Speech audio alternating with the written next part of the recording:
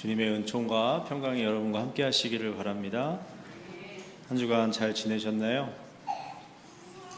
네, 잘 지냈다고 하네요. 우리 한번 서로 앞뒤좌우로 인사하시죠. 반갑습니다. 잘 오셨습니다. 잘 지내셨습니까? 예. 하나님을 아빠라고 부르는 우리들을 기뻐하시는 주님께서 오늘도 예배 가운데 나온 모두에게 은혜와 복을 주시기를 간절히 바랍니다. 하나님은 참 좋은 우리 아버지이십니다. 그 아버지께서 우리를 책임지시고 돌보심을 믿습니다. 지난주에 우리 기도에 대해서 이야기하면서 기도라는 것은 아무나 하는 것이 아니다. 하나님을 아버지라고 부를 수 있는 사람이 하는 게 기도다. 이렇게 말씀을 드렸습니다. 오늘 두 번째 주기도문 두 번째 살펴볼 내용은요, 하나님의 이름이 거룩히 여김을 받게 해달라는 기도입니다. 한국에서 아주 유명한 시가 하나 있습니다. 김춘수 시인의 꽃이라는 시입니다. 내가 그의 이름을 불러주기 전에는 그는 다만 하나의 몸짓에 지나지 않았다. 내가 그의 이름을 불러주었을 때 그는 나에게로 와서 꽃이 되었다. 네, 아주 짧은 시인데 굉장히 강렬한 감동을 주는 시죠. 시의 내용은 단순합니다. 내가 이름을 불러주기 전에 그것은 나에게 의미 없는 존재였는데 그냥 바람에 흔들리는 하나의 몸짓이었는데 내가 그것에 이름을 붙이는 순간, 이름을 부르는 순간 그것이 나에게 의미로 다가왔다는 거예요. 여러분, 시인은 꽃조차도 우리가 그 이름을 불러주기 전에는 그냥 하나의 물체에 불과하다고 말하는 것이죠. 그런데 우리가 그 물체에 생명을 부여하고 아름다운 빛깔, 향기로 우리에게 다가오게 하는 것은 바로 우리가 그 꽃의 이름을 부를 때. 이 앞에 꽃이 있는데 얼마나 향이 강한지 코가 맹맹합니다. 여러분, 이렇게 아름다운 꽃이 우리에게 더 깊이 다가오는 순간이 언제냐면 그냥 빨간 꽃이구나 파란 꽃이구나가 아니라 이 꽃의 이름이 뭐고 이 꽃은 어디 무슨 과에 속하고 어떤 종류고 그런 그 이름을 부를 때 우리는 더 깊이 알게 된다는 것이죠. 여러분, 하나님이 세상을 창조하시고서 그 모든 것들을 아담에게로 이렇게 데리고 오셨습니다. 그리고 아담이 뭐 했는지 아세요? 이름을 붙여줬어요. 이름을. 너는 코끼리, 너는 들소, 너는 원숭이. 이름을 붙여줬다는 건 그 존재의 가치, 의미, 성격, 속성을 부여해줬다는 거예요. 우리는 누군가를 부를 때 이름을 부르죠. 제일 나쁜 건 집에서 남편이나 아내나 가족들을 부를 때 어이나 야, 이게 정말 최악입니다. 여러분, 그러시면 안 돼요. 항상 이름을 불러야 되거든요. 이름을 부르지 않는 곳이 두 군데가 있어요. 교도소랑 군대입니다. 여러분, 교도소 들어가는 순간 이름을 부르지 않아요. 번호를 불러요. 그 사람의 인격을 지워버리는 것이에요. 군대에 처음 들어가면 번호를 부여합니다. 저는 52번 훈련병이었어요. 아무도 제 이름을 부르지 않아요. 번호를 불러요. 52번 훈련병 그러면 대답해야 돼요. 여러분, 이름을 부른다는 것은 그 사람의 존재를 긍정해 주는 거예요. 이름은 굉장히 중요한 것이죠. 성경은 하나님의 이름을 밝히고 있죠. 여호와입니다. 여호와. 하나님께서 모세에게 처음 나타나셔서 내 이름은 여호와다 이렇게 말씀하시는데 이 뜻은 뭐예요? 스스로 계신 분. 스스로 계신 분이라는 것은 이 세상의 모든 것은 전부 다 누군가에 의해서 존재하게 되었는데 하나님만 유일하게 누군가에 의해서 만들어지거나 존재하는 분이 아니라는 거예요. 하나님은 이 세상에서, 이 우주에서 유일무이하게 홀로 절대적으로 지존하시게 주권적으로 존재하시는 분이라는, 그게 여호와라는 하나님의 이름에 담긴 뜻입니다. 이름은 그 존재를 표현하는 거예요. 그 존재의 됨됨이를, 속성을 표현하는 겁니다. 다시 얘기해서 하나님의 이름 여호와는 하나님의 하나님 되심을 나타내는 그런 이름인 것이죠. 예수님께서 오늘 기도를 가르쳐 주시면서 먼저 하나님을 아빠라고 불러라 이렇게 말씀하세요. 그렇죠? 그 다음에 기도의 가장 처음 시작 출발이 뭐냐면 하나님의 이름이 거룩히 여김을 받게 해달라는 기도를 시작하라는 거예요. 여러분은 기도를 어떻게 시작하세요? 기도하시죠? 하셔야 돼요.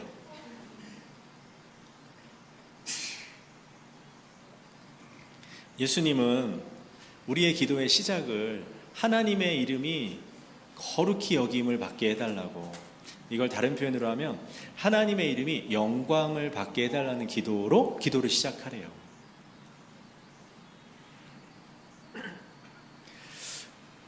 왜 그러냐면 그 이유는 이 기도가 바로 우리의 기도의 마음이 어떠해야 되는지 우리의 마음을 준비시켜주는 기도이기 때문에 그렇습니다. 우리의 마음이 거룩하신 분의 임재를 향해서 열리지 않으면 우리의 기도는 이게 중언부언하기 쉽고 허공을 맴돌기가 쉽습니다. 흐르는 물에 우리의 얼굴을 비춰볼 수는 없어요. 고요한 물에서만 자기 얼굴을 비춰볼 수 있습니다. 하나님의 이름이 거룩히 여김을 받게 해달라는 기도는 마치 우리의 복잡하고 분주하고 여러 가지 구해야 할 게 산더미처럼 쌓여있는 우리의 마음을 고요하게 가라앉히는, 평정시키는 기도라는 거예요. 왜요? 우리의 시선을, 마음을, 우리의 이 기도의 지향을 어디로 돌리게 하기 때문에요? 영광을 받으셔야 될 하나님, 거룩하신 하나님으로 우리의 영혼을 쑥 끌어올리기 때문에 그 기도가 그렇다는 거예요.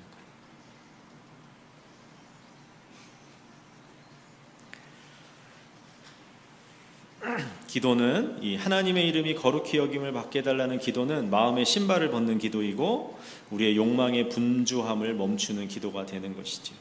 그러면 하나님의 이름이 거룩히 여김을 받게 해달라는 이것은 어떤 의미를 가진, 무엇을 구하는 기도인가? 그것은요, 하나님이 하신 일들이 영광을 받게 해달라는 기도입니다. 뭐라고요? 하나님의 이름이 거룩히 여김을 받게 해달라는 기도는 하나님이 하신 일들이 영광을 받게 해달라는 기도라는 거예요. 하나님 어떤 일들을 하셨어요?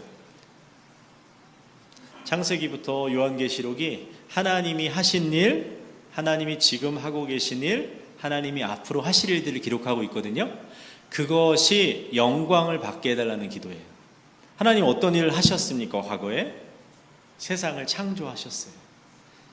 이 세상은 진화된, 우연히 생겨난 그러한 세상이 아니라, 인간은 그런 존재가 아니라 하나님이 사랑으로 만드신 존재라는, 이 우주 만물은 하나님이 창조하신 결과물이다. 그래서 여러분, 하나님의 창조주 하나님, 그 하나님이 마땅히 찬양을 받으시고 경배를 받으시기를 그렇게 해달라는 기도가 하나님의 이름이 거룩히 여김을 받게 해달라는 기도인 겁니다. 하나님이 지으신 이 모든 만물, 우리를 포함해서 이 모든 만물은 하나님을 마땅히 찬양해야 돼요. 예배해야 돼요. 하나님의 이름이 거룩히 여김을 받게 해달라는 기도는 그래서 하나님이 창조한 모든 것들이 하나님을 예배하게 해달라는 그런 기도입니다. 여러분, 하나님께 영광을 돌리면서 살아가고 계세요? 내가 하는 일을 통해서, 내가 먹는 음식을 통해서, 내가 만나는 사람을 통해서 나의 모든 삶이 하나님께 영광이 되게 해달라는 기도, 이게 하나님의 이름이 거룩히 여김을 받으소서라는 기도입니다. 하나님 또 어떤 일을 하셨습니까? 세상을 창조하시고 우리를 구원하셨죠. 구속하셨죠. 예수님을 통하여서 성령 안에서 하나님 행하신 이 십자가의 구원의 역사, 이게 하나님이 하신 일이에요. 이 일이 영광을 받게 해달라는 기도예요. 하나님이 하신 일, 하나님이 우리를 위해 하신 구원의 그 역사, 그것을 영광받게 해달라는 기도인 것입니다. 예수님은 언젠가 세상에 다시 오실 거죠. 예수님의 재림, 여러분, 이것도 성경이 하나님이 앞으로 하실 일. 왜 예수님의 재림이 좋은 일이 되냐면, 예수님 다시 오시면 어떤 일이 일어나냐면 죄로 인해서 오염되고 망가졌던 이 모든 세상, 인간의 모든 파괴된 형상들이 다 회복되거든요. 재창조되거든요. 그래서 예수님이 다시 오실 예수님의 재림도 하나님이 하실 일인데 이것도 하나님이 영광을 받게 해달라는 거예요.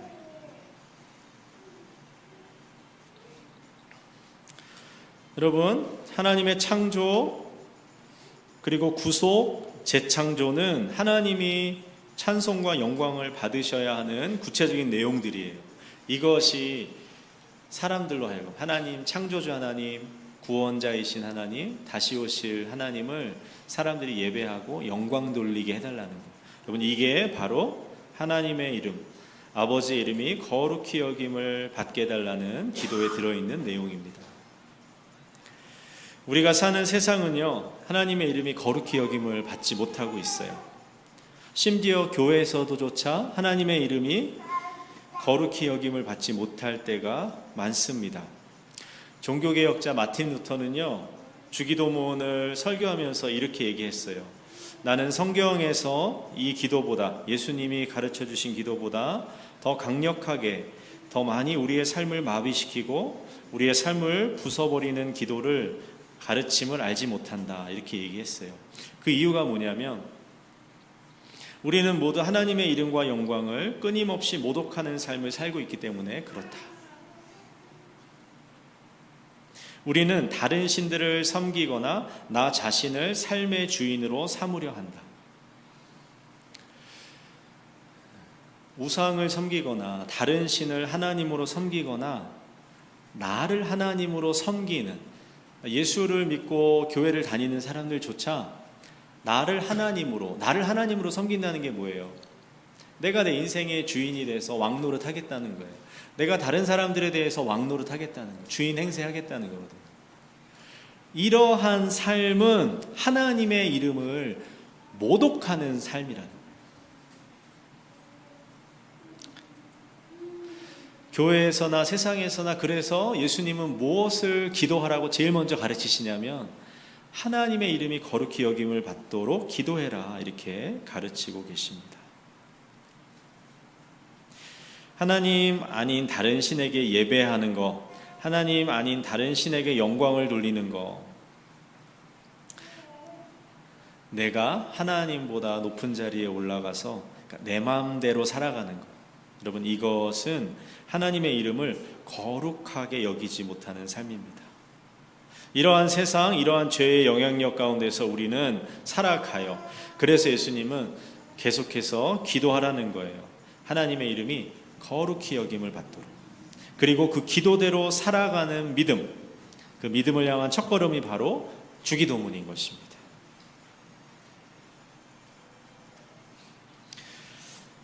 하나님의 이름이 거룩히 여김을 받게 해달라는 기도는 단순히 기도만이 아니에요. 그 기도에 내 삶을 드리는 것입니다. 그 기도대로 내가 살아가겠다고 하는 것이에요. 그래서 하나님의 이름이 거룩히 여김을 받기를 기도하는 사람은 동시에 나도, 그 기도를 드리는 나도 거룩하게 살아가기를 결단하는 것입니다. 거룩하다는 이 말은 여러분 성경에서 바쳐졌다, 드려졌다는 뜻이에요. 하나님을 거룩하다라고 고백하고 믿는 사람들은 하나님께 바쳐진 사람들인 거예요. 하나님의 이름이 거룩히 여김을 받기 원한다고 기도하는 사람들은 나를 하나님께 거룩하게 바치는 사람들이에요.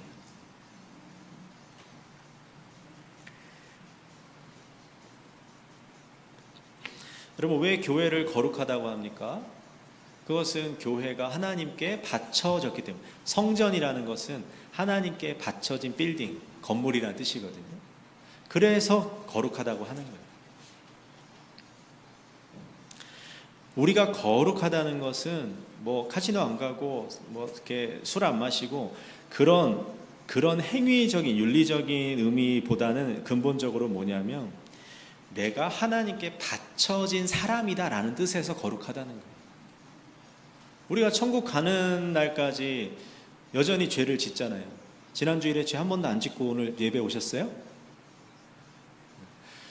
우리가 실수를 안 한다, 죄를 안 짓는다, 그래서 거룩하다는 말이 아니라 우리의 존재 자체가 우리가 예수님을 구주로 믿고 세례를 받는 순간에 하나님의 소유가 됐다, 하나님께 바쳐졌다. 우리는 그런 존재라는 의미에서 거룩한 백성이다, 거룩한 나라다 라고 얘기하는 것이에요. 여러분, 옆 사람에게 한 번만 얘기해 주세요. 당신은 거룩한 사람입니다.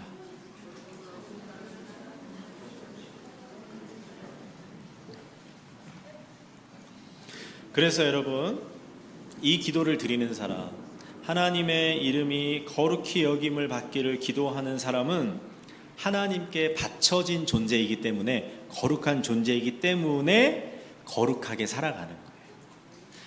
하나님의 뜻에 합당하게 살아가는 거예요.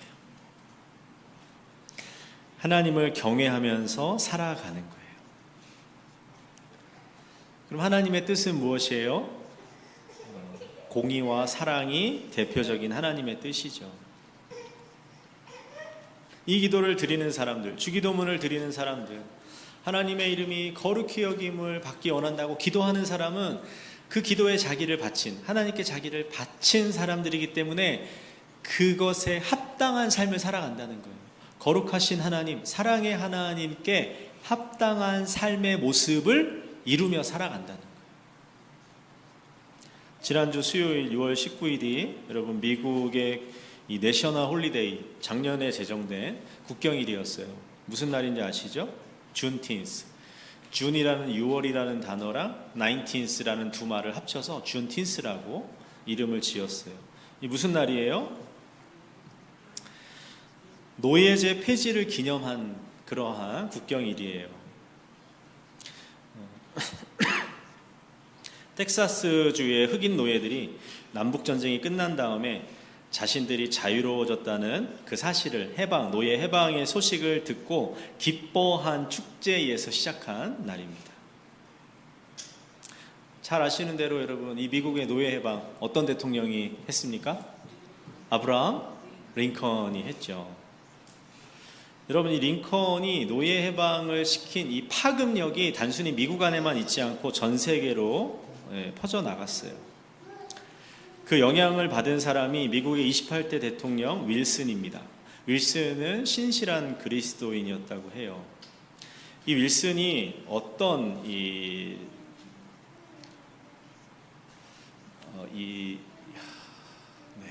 한국말과 영어가 둘 다 안 되는 시점에 왔습니다. 이 캐치프레이즈를 걸었는데, 자기가 대통령으로서 재직을 하면서 구호 있잖아요, 구호. 자기의 정책 기조, 정책 방향, 이것을 정했단 말이에요. 근데 그게 뭐냐면 민족 자결주의예요. 자결이라는 말은 이게 자살이 아니라 스스로 해결하라는 뜻이에요. 이 윌슨의 민족 자결주의 때문에요, 우리나라도 독립을 한 거예요, 일본으로부터. 그리고 아시아의 많은 제국주의, 식민 지배를 받던 나라들이 여러분 독립을 하게 됐는데, 그 기조가 어떻게 시작됐냐면 이 윌슨 대통령이 민족의 문제를 스스로 해결하라는 이 선언에서부터 시작이 된 거예요. 근데 이 윌슨의 민족 자결주의가 어디서 왔느냐? 링컨에게서 온 거예요. 모든 인간은 평등하고 하나님의 형상으로 지음받았고 하나님은 공의와 사랑의 하나님이시다. 여러분, 이 신앙에서 시작된 것들이 점점 이 세상에 영향을 미친 것입니다. 지미 카터 대통령 아시죠? 헤비타트 운동이라는 거 펼쳐서 사람들 집 지어주고 이런 일 했고, 유명하잖아요. 대통령을 하면서도 주일학교 교사를 했던 대통령이잖아요. 이 지미 카터가 대통령 시절에 인권 선언을 했어요. 인권 증진을 제일 목표로 하는 정책을 내세운 것이에요. 아무리 강대국이라고 해서 약소국, 힘이 없는 나라들에게 함부로 해서는 안 된다는 것을 천명한 거예요. 이 지미 카터가 대통령 취임사에서 인용한 성경 말씀이 미가서 6장 8절입니다. 인자야, 하나님께서 내게 구하시는 것이 무엇이냐? 오직 공의를 행하며 인자를 사랑하며 겸손히 내 하나님과 함께 행하는 것이 아니냐? 여러분, 이 신앙을 가진 이 대통령들이 한결같이 자기가 대통령으로서 일하면서 이런 일들을 할 수 있었던 그 이유가 어디 있었느냐? 하나님 말씀에 있었던, 어떤 말씀이에요? 하나님의 이름이 거룩히 여김을 받기 원하는 그 기도에 자기의 삶을 실제적으로 드린 것이, 그 혜택들을 지금 우리가 다 누리고 있는 거죠. 하나님의 이름이 거룩히 여김을 받기를 기도하는 사람들은 이렇게 살아가는 겁니다. 스탠리 하워스라는 목사님의 책에 나오는 이야기인데, 이 목사님이 알고 지내는 대학생이 한 명 있었대요. 이 대학생이 가족 중에 최초로 대학에 들어간 그런 사람인데, 최근에 이제 자기가 겪었던 일을 목사님한테 얘기한 거예요. 어떤 사람이 자기에게 와서 마약을 권했대요. 한 번만 해보라고, 기분이 좋아진다고. 학생이 대답했대요. 싫다고, 안 하겠다고. 그러자 그 마약 딜러가 계속 권했대요. 걱정하지 말라고, 조금 맛보고 기분을 업시켜 본다고 해도 아무도 모른다고, 아무 문제 없다고. 그러자 그 학생이 말했대요. 그래서 내가 거절하는 게 아니야. 중요한 건 나를 이 대학에 보내기 위해 우리 어머니가 청소부로, 파출부로 일하셨다는 사실이야. 내가 여기 있는 건 어머니 덕분이야. 나도 어머니를 위해 여기 있는 거고. 그래서 난 나를 위해 희생하신 어머니의 희생을 욕보이는 짓은 어떤 것도 하지 않을 거야. 여러분, 이게 바로 하나님의 이름이 거룩히 여김을 받기 원하는 기도를 드리는 사람의 삶이라는 거예요. 하나님의 그 희생, 하나님이 우리를 구원하시기 위해 예수 그리스도를 통해 하신 그 희생을 부끄럽게 하지 않기 위해서 나는 하나님의 사랑과 정의에 신실하게 응답하겠다, 그렇게 살아가겠다라는 기도가 하나님의 이름이 거룩히 여김을 받게 해달라는 기도인 겁니다. 하나님 사랑하는 우리 교우 여러분, 우리도 이 기도를 드릴 수 있기를 바라고 이 기도에 합당하게 살아갈 수 있기를 바랍니다. 우리를 통해서 하나님이 마땅히 받으셔야 하는 영광을 받으시기를 간절히 원합니다. 이 일들을 위해서 오늘도 하나님은 성령